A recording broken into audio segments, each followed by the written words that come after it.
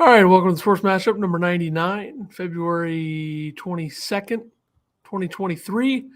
We begin in the NBA. The All-Star weekend is over.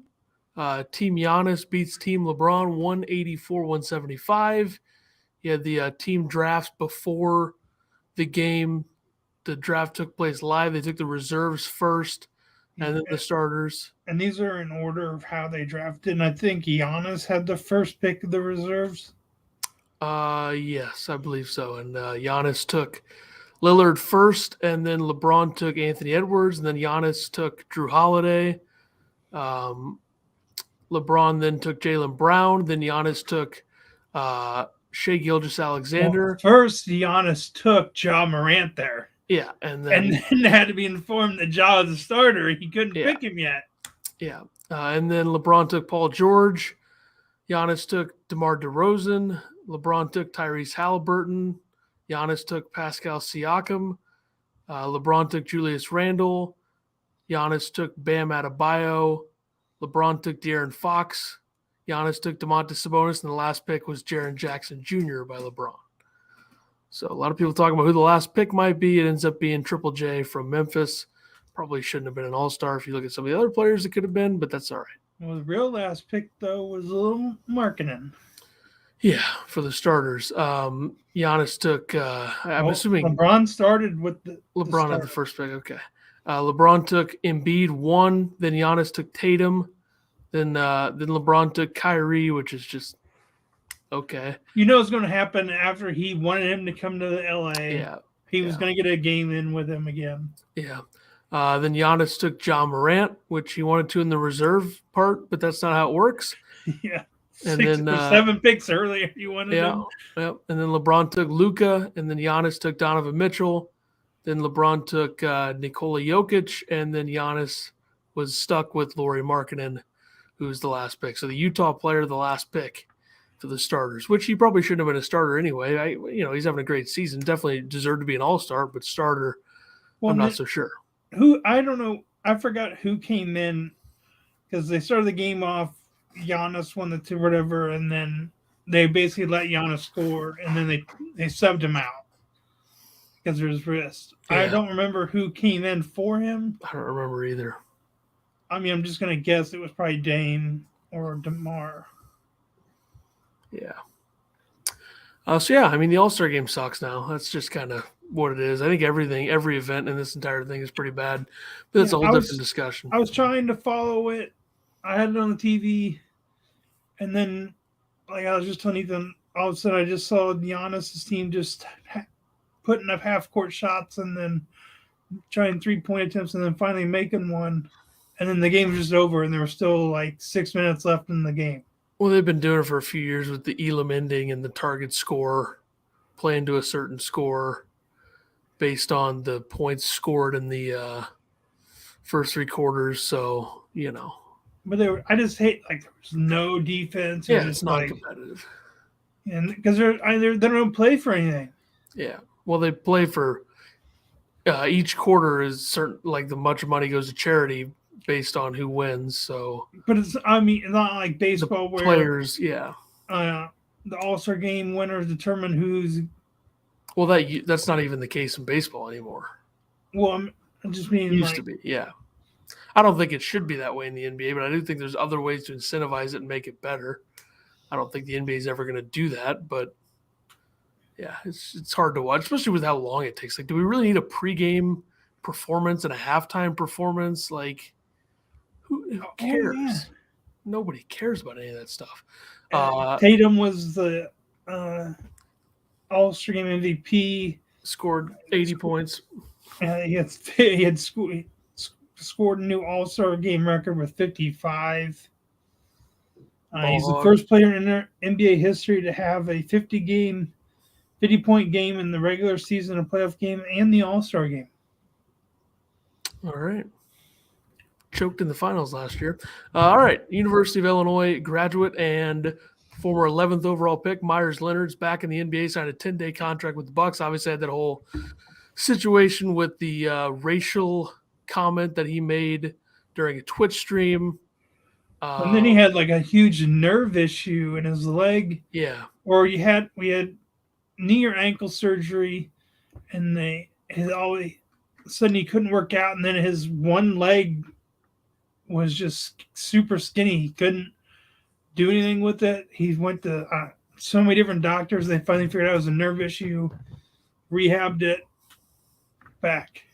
Yeah, it was actually an anti-Semitic remark, not racial. So that's misusage of words by me. Yeah, we'll see. We'll see what happens here. 10-day contract, Milwaukee. I don't know how that'll go, but we'll see. Nets head coach Jacques Vaughn gets a multi-year extension. Done a good job there, I think. Much more suited to coach an NBA team than Steve Nash. I don't think there's any doubt there. Wasn't great with Nash. Jacques Vaughn, I think, could be a good coach at any level. Just the way he handles players is a lot different from a lot of other NBA coaches. Yeah, and Nash also got thrown into the mix. Just here's 3 All-Stars. It was 2 at the time, then it was 3. Yeah, like when he first just had KD and Kyrie, it was fine. They were doing well, and then they added Harden in, and that was a mistake. Yeah. And then he's like, "Oh, now what do I do? Who gets the ball?" Yeah, that was a mistake. Position time or end of the game. Which one? Who am I designed to play for? Yeah, I think Vaughn's probably a better X's and O's guy than he is managing personalities, which both of those things are very important for an NBA head coach. But I think he does both well, based on what I've seen and heard from him. So it's a good move there by the Nets. Giannis has a ligament sprain in his right wrist. I'm sure he'll be missing some time after the All-Star break. So you're going to have the big Sunday ABC matchup between the Suns and the Bucks, and you're probably not going to see Durant or Giannis. There's a chance you see Durant. I doubt you'll see Giannis in that game. You could see Myers Leonard, though. Yeah, if he'll be playing behind Brook Lopez, I guess. There, I mean, I think they have Serge Ibaka, but I don't think he really plays. He might have been bought out too. I don't even know. So we'll see. ESPN, I just read this earlier this morning. ESPN projects Bronny. This is ridiculous. Projects Bronny James going top 10 in their 2024 mock draft. Quote, I think this is from Jonathan Gavoni, I believe is their ESPN draft guy. James has earned a spot in lottery conversations, developing into arguably the best perimeter defender in his high school class. Okay. While making strides in his perimeter shooting and playmaking ability. I think he's a very good player at his level right now. I'm not a scout or an expert, but I don't think that this is the right spot for him. And I almost wonder, Plus, I think his brother is better than he is. Could be. I also do know that a lot of how he develops as a prospect, Bronny James, is going to be based on where he goes. And his brother's taller, shoots better, protects the rim. Is Bronny James going to go to college? Or is he going to go to G League, or what's he going to do is a big question here. I think it's between UCLA, Oregon, or USC, Oregon, and Ohio State or something. I think it's USC, but if it were UCLA, I'd love to see him go to UCLA, but who knows? But I think a lot of people. I have a feeling he would go to Ohio State, since I do too, but that's where his dad wanted to go. But also, his dad's going to be in LA while he's in college, so. Yep, but UCLA and them are joining the Big Ten, so he'll be out there twice a year. It's also true. Or twice every other, maybe. Yeah, I think it's a head scratcher to have him going top 10, but it's really early, so who cares at the end of the day. Steph Curry will be out at least another week despite progress. Warriors need him back soon. And then, like I said, Kevin Durant could make his Suns debut Sunday against the Bucks, or it'll be next Wednesday against Charlotte. They haven't ruled out it happening Friday, but it seems like it's going to be Sunday or Wednesday. So the best is this affects one of my NBA picks, because when I looked at the game cast and looked at the injury report, there was nobody for either team. And yeah, now Curry's there, so that's been really affecting my Warriors-Lakers pick later. Not great, but what can you do? Yeah. Lonzo Ball shut down for the season, but Pat Beverly picks the Bulls over the Warriors, so they kind of fill his spot with Pat Bev. Yeah, Russell Westbrook signs with the Clippers. Odd signing. Yeah, I think this is a terrible signing based on the rotations they want to run. You're kind of going in against all the depth that you already have, and I think they were fine just running with, who the hell is their starting point guard? Terrence Mann at the 1, and then having Bones Highland come in and get you some points, little spurts here and there. And I just don't think Westbrook's a fit. They have a ton of depth. Like, this is a team that has Batum. They have Plumlee. They have Eric Gordon. They have Bones Highland.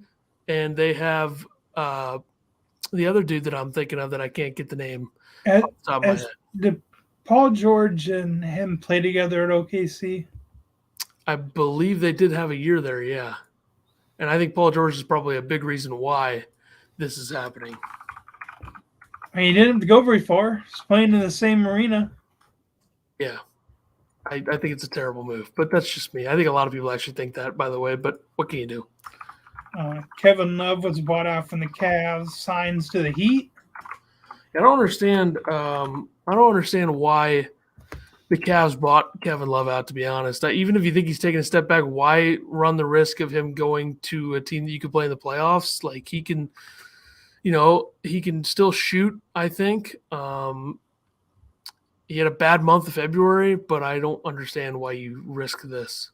And now you got two other players down there in Miami. I mean, they still have Udonis Haslem, which I don't even know how he's still putting a jersey on every night. Yeah, yeah. But I mean, that's like also when they had Juwan Howard, who never got into a game unless they were getting blown out or they were blowing somebody out when he was there with LeBron and everybody. Who's like, is Juwan Howard just here trying to get a ring? Answer is yes. And then the Hawks fired their head coach, Nate McMillan, yesterday. Quinn Snyder is the leading candidate to fill that position. Right now they have one of their assistants as their interim. Yeah, I think this is a case of what's going on with Trae Young. This is his 4th head coach, 5 years. So hard not to point at that and be like, that's questionable. And then stat leaders basically through the All-Star break. Some of these have changed. Points per game, you got Luka at 33.3. Team points per game, Kings 119.5. Rebounds per game, Domantas Sabonis 12.3. Team rebounds, Bucks 49.2. Assists, Harden 10.8. Team assist, Warriors 29.9. Blocks per game, Triple J at the Grizzlies 3.3, and the Nets lead 6.5. He jumped up there quick too, because I mean it was Claxton at like 2.7 and 2.6, and all of a sudden Jaren Jackson Jr. skyrocketed up there. Steals, OG Anunoby from Toronto 2.1. Team steals per game is the Raptors as well at 9.3. Field goal percentage, Nick Claxton of the Nets, 72.2. Team field goal percentage, Nuggets, 51.2. Which every week, Claxton's field goal percentage just keeps dropping just a little bit at a time. Yep. Threes made, Buddy Hield at the All-Star break ends at 230. Warriors are the team threes made at 963. 3-point percentage, Malcolm Brogdon of the Celtics, 45.5. Team 3-point percentage, the Nets at 39.3. Yeah, Nets team percentage went up. Brogdon came out of nowhere for this 3-point one. Seems like every 2 weeks. It's been Damian Lee and yep. And then it was Luke Kennard a week. It was like Isaiah Joe or something like that last week. And then team free throws, the 76ers surpassed the Celtics at 83%. On to the NFL. You got the Colts hired the Eagles offensive coordinator, Shane, is it Steichen? Or how do you pronounce his last name? Yeah, I haven't really looked into how to do that. Steichen? Sure. As their new head coach. And then they are to hire the Jags passing game coordinator, Jim Bob Cooter. as their new offensive coordinator, which he worked with Shane with the Eagles, and prior to that, quarterbacks he has worked with: Peyton Manning, Matthew Stafford, Hurts, and Lawrence. For a while there, he was following around Jim Caldwell. Jim Bob Cooter was working under him, so that's how he got with Stafford and such. But worked with some good quarterbacks. So certainly, yeah. They draft one here. You got a pretty good offensive coordinator coming into the head coach, and then a guy who's been around a lot of good quarterbacks coming as the offensive coordinator and probably going to help with the quarterbacks. I've always pictured C.J. Stroud as an Indianapolis Colt. I think that's going to happen. We'll see, but that's just the way that I see it right now. You also have the Cardinals hire Eagles defensive coordinator Jonathan Gannon as their head coach. So both Eagles coordinators getting head coaching jobs after a 14-3 season and a loss in the Super Bowl. So yeah, tough. Sirianni's going to be searching now. Yep. Brock Purdy's surgery for his elbow is delayed due to swelling. So who knows what's going to happen there. Chargers defensive coordinator Ronaldo Hill bolts to join Vic Fangio with the defensive role of the Dolphins. Rejoined Fangio. He worked for him in Denver, and I believe prior to that. Yes. Then the Titans cut 3 players today. Kicker Randy Bullock. Offensive tackle, of course, Taylor Lewan. We talked about that a couple weeks ago. And Robert Woods, wide receiver. They saved $37 million to get under the salary cap. Which, I mean, Taylor Lewan's been saying for months he's probably getting cut. New GM and everything. Yeah. Two injuries in 3 years. Probably going to sign. I mean, he could still re-sign with the Titans and just lower their cap hit. I've seen speculations about Brady retiring was to save the Bucs a $37.5 million cap hit, where then he could come back and re-sign or go elsewhere. Yeah. But by the way, Shams just confirmed that Durant debut is coming next Wednesday against the Hornets. So there we go. That's a good time to start him. Yeah, against a team that plays no defense, that'll be fun. They might score 150 if they look. Yeah, who's guarding him out of that? I don't know. Probably the other Bridges. I don't even think he's there anymore. I thought he was. No, I think he had a whole domestic violence case, and then he hasn't played all season. But he's supposed to be coming back soon. I think he's a free agent though, so who knows? Because Gordon Hayward will probably be on Booker. That won't end well for Gordon Hayward. I'm just thinking they got McDaniels. Somebody named McDaniels there that could guard him probably, or attempt to guard him. All right, golf. Last weekend you had the Genesis Invitational winner John Rahm won $3.6 million, shot 17 under. Our guy Max Homa tried making a run. I thought that chip he had on 18 was in. Basically hit the back lip and bounced out. Yep. Which, I mean, just would have forced Rahm to make the putt. Yep. He would have had to 3-putt for it to tie things up. But valiant effort from Max. Great tournament. I don't even think Rahm had his best stuff and still won. No, so. I think he even said afterwards that Homa had a huge emotional interview afterwards because, I mean, that's basically his home course. He had a bunch of family and friends there, but he said he vows that he's going to win there at one point. Yeah. Which could be like the U.S. Open. Yep.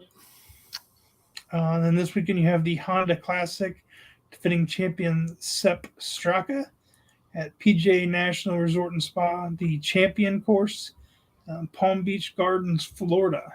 So going coast to coast here. Yep, back to the East Coast for a little bit here. I will say this, the drop-off in last week's field to this week's field is enormous. I believe the best player playing is Sung J M in the world rankings. and he might be like 13th or 14th. I think Yeah. there's only 7 or 8 top 50 world golf ranking players in this field. So the Honda Classic used to be a much bigger deal than it is now, certainly. Which, like I was telling you, who I was on the phone with beforehand. I was like going over the picks. I'm like, man, who do I pick for this? And he's like, I don't know who's in it. And I said like the first like 8 names in the odds. And after that, I'm like, there's a lot of names there, but I don't know. Yeah. But I think again the next week is another $20 million purse. You got the Arnold Palmer, and you got the players, and you got Valero, Texas. Usually there's some guys there. That's all before the Masters. So yeah, the Valspar, the WGC Dell, the match play one. Yeah. And then Valero. So yeah, you got big ones coming up. This is just one of those off week ones. Yeah. Oh, in the NBA, I don't know if you saw this whole thing with Max and Jay Williams, Keyshawn. They were talking about Max was going over his top 5 scorers.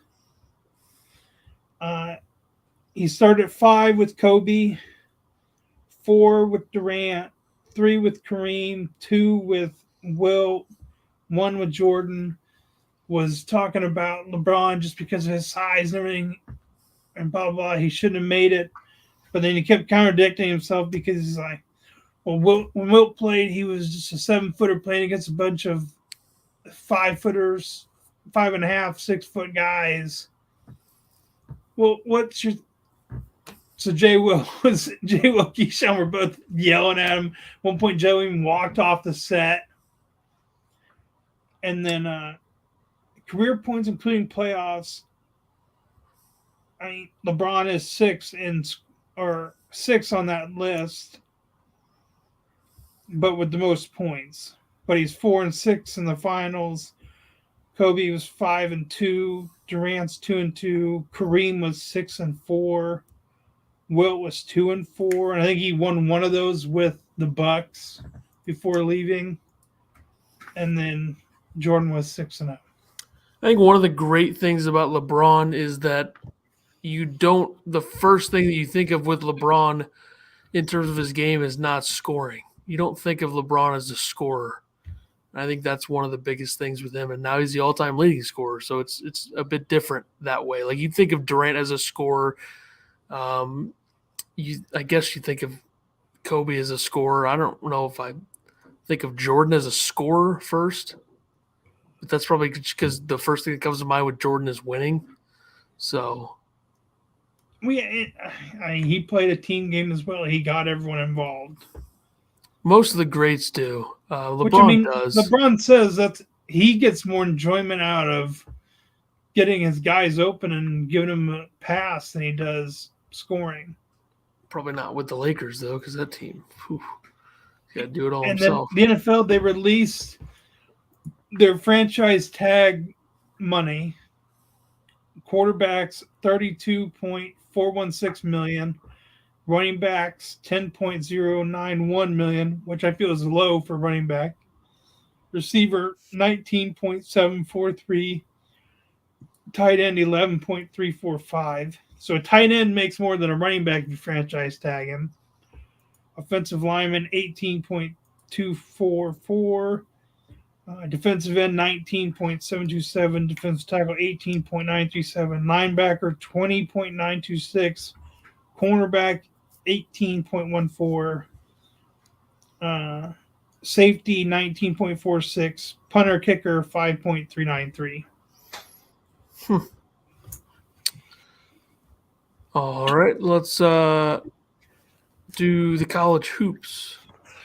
New top 25. You got Houston jumps up 1-1. Bama drops 1-2. Kansas up 2-3. UCLA stays put at 4. Purdue down 4-5. Virginia up 1-6. Arizona up 1-7. Texas drops 2-8. Baylor stays at 9. Marquette jumps up 1-10.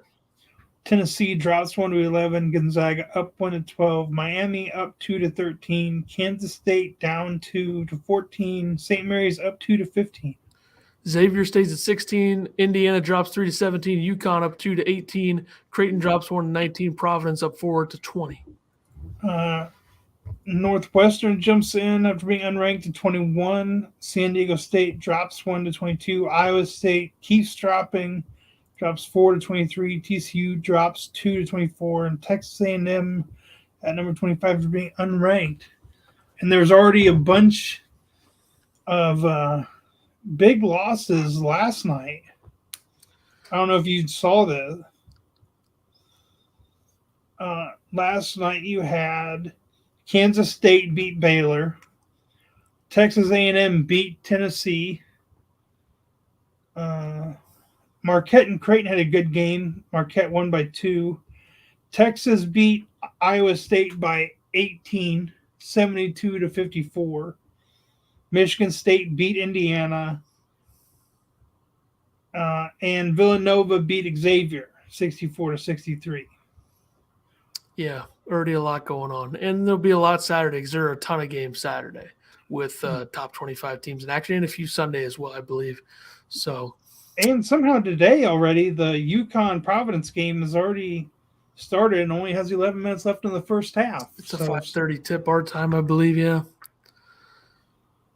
All right, Major League Baseball, Aaron Judge tells the Yankees to put him in left if it suits the lineup better, which is probably something to do with the number of outfield bats that they have and who they could DH. But at the end of the day, I think that they're probably just going to try to put him in center again and go. Yeah, because, I mean, Stanton's basically just become their DH, correct? Yeah, I mean, he could probably play the field if he really needed to, but I doubt that that would be the case. Well, they still have Rizzo. Do they still have more first basemen, or is Rizzo their only first baseman now? I would say Rizzo's probably – I mean, LeMahieu can play first, but he's not a first baseman, so it's kind of like that. Like they don't have Joey Gallo anymore. No. And don't have Luke Voigt. No. So Rizzo is going to be their everyday first baseman. Yeah. Which, I mean, yeah, he's a Gold Glove first baseman. Yeah. And then Aroldis Chapman can get $8.75 million if the Royals name him as their closer. We'll see. If I'm the Royals, I just keep him as a relief pitcher and not have to pay him that extra $8.75 million. They could do that. All right, to the NHL, the trade deadline is. If you're the GM there, wouldn't you? Would you not name him the closer to save $8.75 million? I don't think they put that in the contract. If they weren't gonna, they're gonna name him the closer. Oh. The NHL trade deadline is March 3rd, so we got another 9 days until that. But you do have some more trades. The Leafs traded a 2023 first-round pick, a 2023 third-round pick, 2024 second-round pick to the Blues for center Ryan O'Reilly and center/winger Noel Acciari. The Blues also got Adam Gaudette and prospect Mikhail Abramov, a young prospect who could still do something, but who knows if he will. Did he go in the trade with Krug? It was free agency. Did they sign the same year from Boston? No, Acciari went to Florida and then to the Blues. Okay. Because when I saw this, I'm like, man, they got 2 ex-Bruins.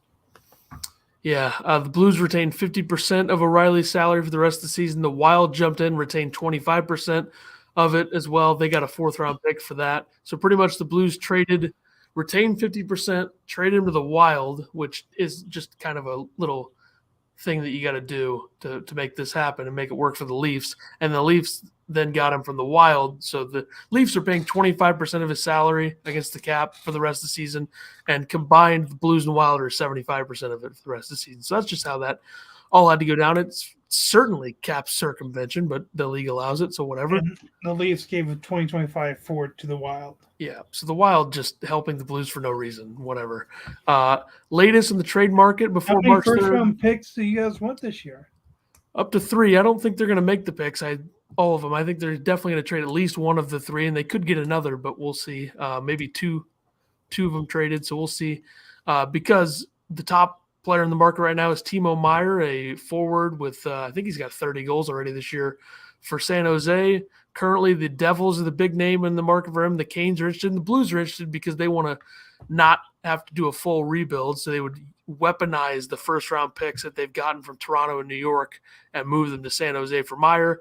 If it happens at the deadline, it doesn't make sense to me, but I think it has to happen at the deadline for it to happen at all because I'd rather just do this in the summer, but I don't think the Blues are thinking that way because this season is lost.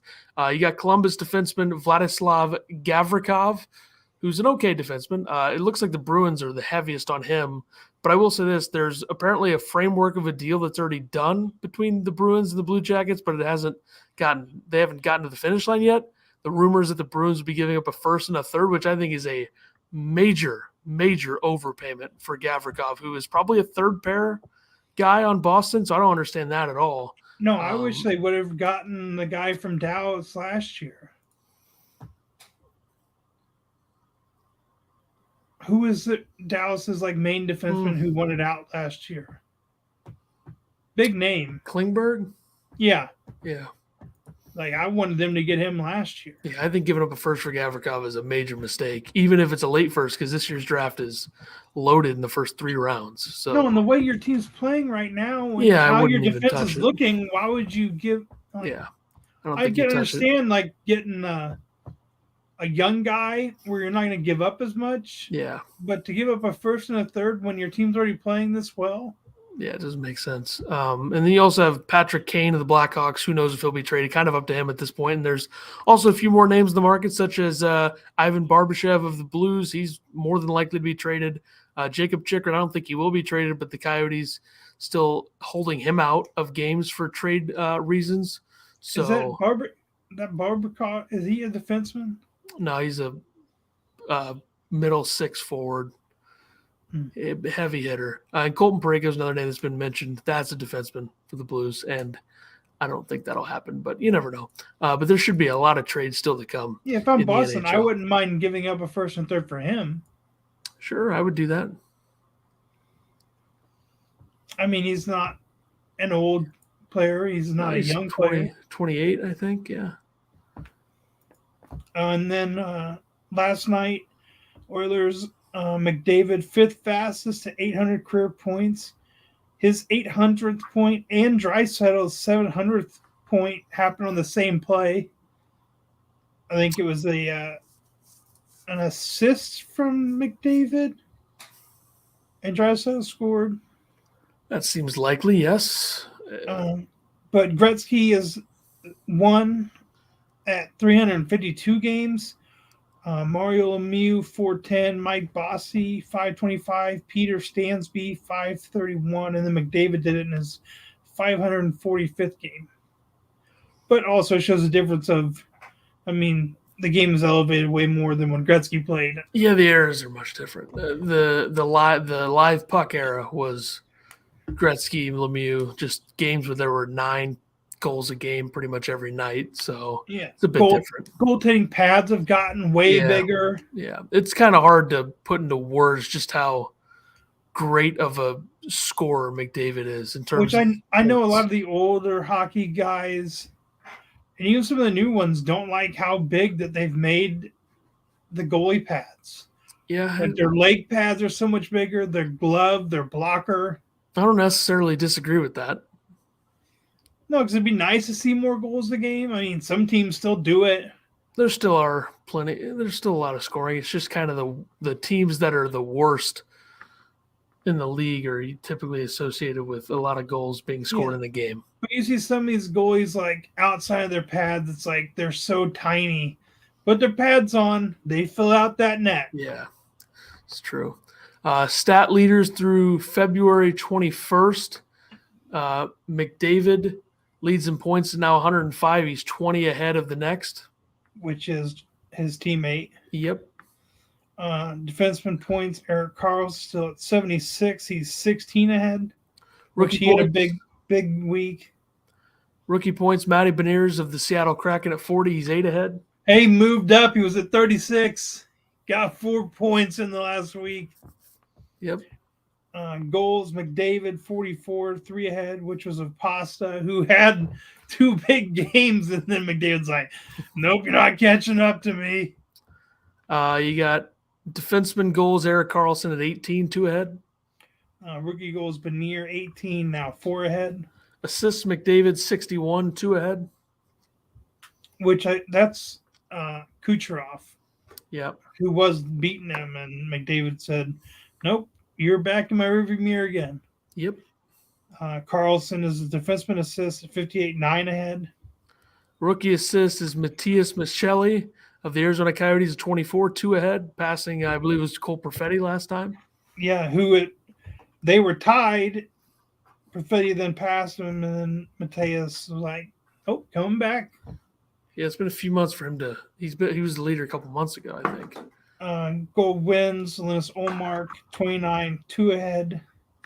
He also leaves his save percentage at 937 plus .009 ahead. Which I want to know what Swayman's.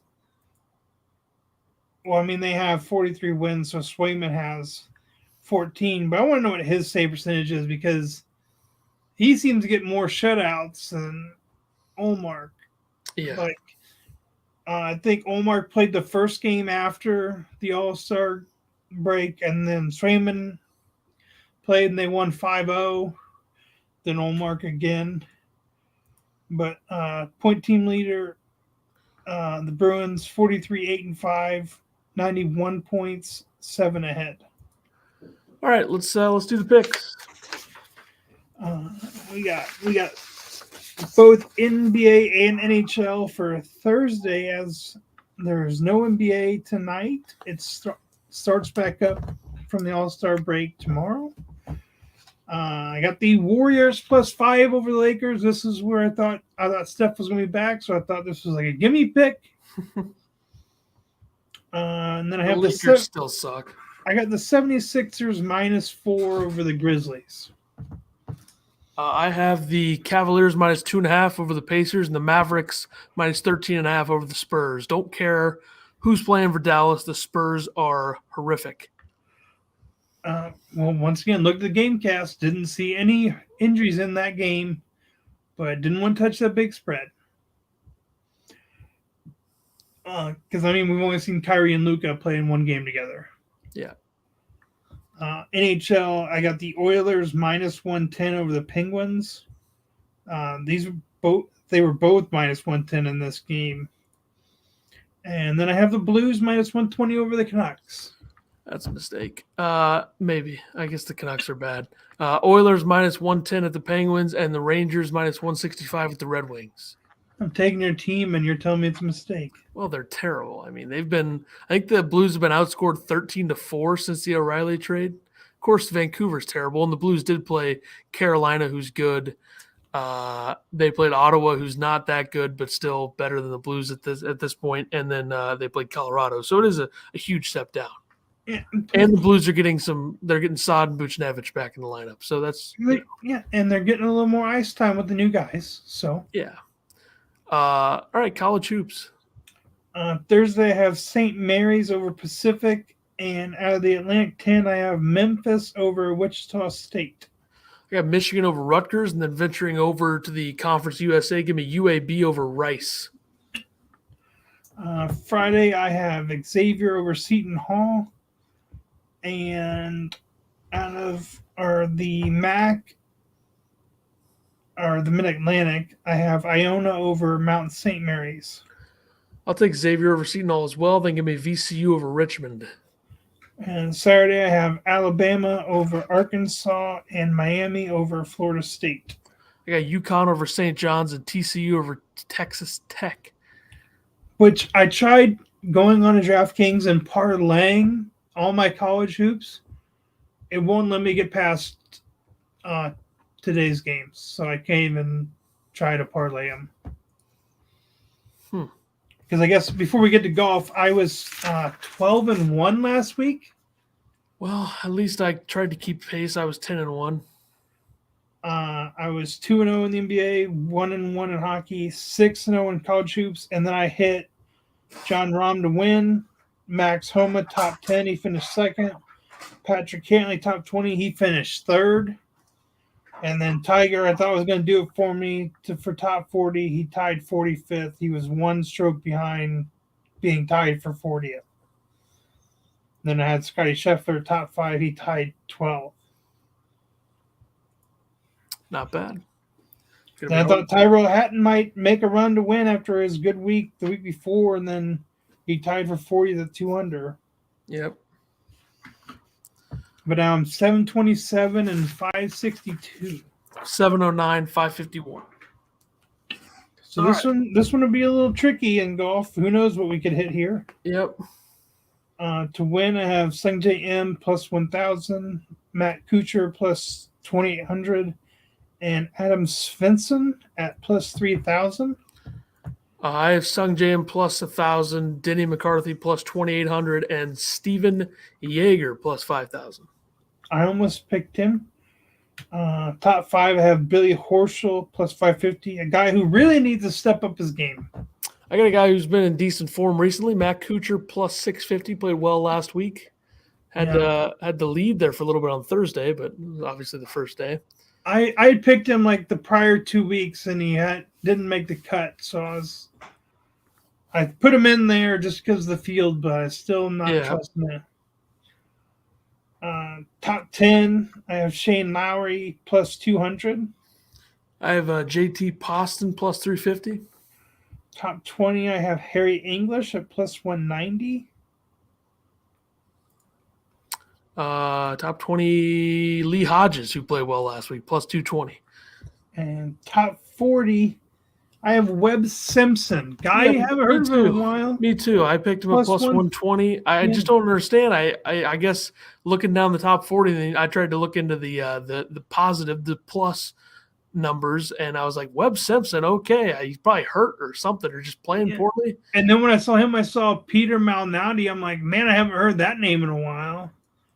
A guy who I wanted to pick for this was Cam Davis, but he's minus 125. So as we agreed on, we can't pick a minus.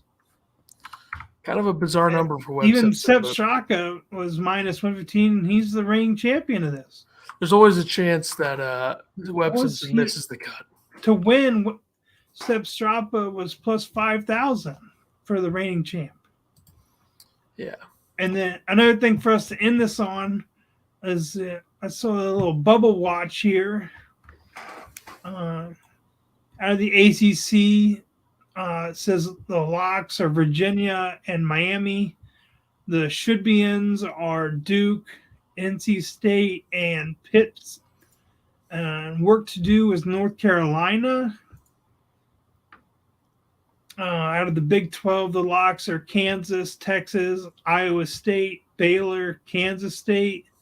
Should be in TCU. Work to do Oklahoma State, West Virginia, Texas Tech. I can't really see West Virginia getting in. I see West Virginia getting in over Texas Tech. Oh, yeah. I mean, Texas Tech is 12-12 and 1-10 in the Big 12. I think they have a better record than that. That was on February 8th. Since then, they've reeled off 4 straight wins. They've picked it up. They're 5-10 now. But yeah, we'll see. Big East, locks, Marquette, Xavier, UConn, Creighton. Should be in Providence. Work to do, Seton Hall.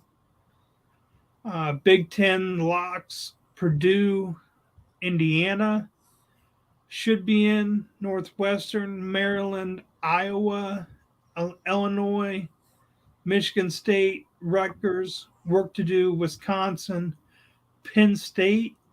And in the Penn State one, it says, if Zach Edey and Tracy Jackson Davis hear footsteps in the Big Ten for Player of the Year race, should be coming from State College, Pennsylvania. Because over his last rating, this is Jalen Pickett has erupted for 73 points and 16 assists while shooting 74% inside the arc and 53% outside the arc. Pretty fair imitation of Buddy Hield's Wooden Award-winning 2015-2016 season.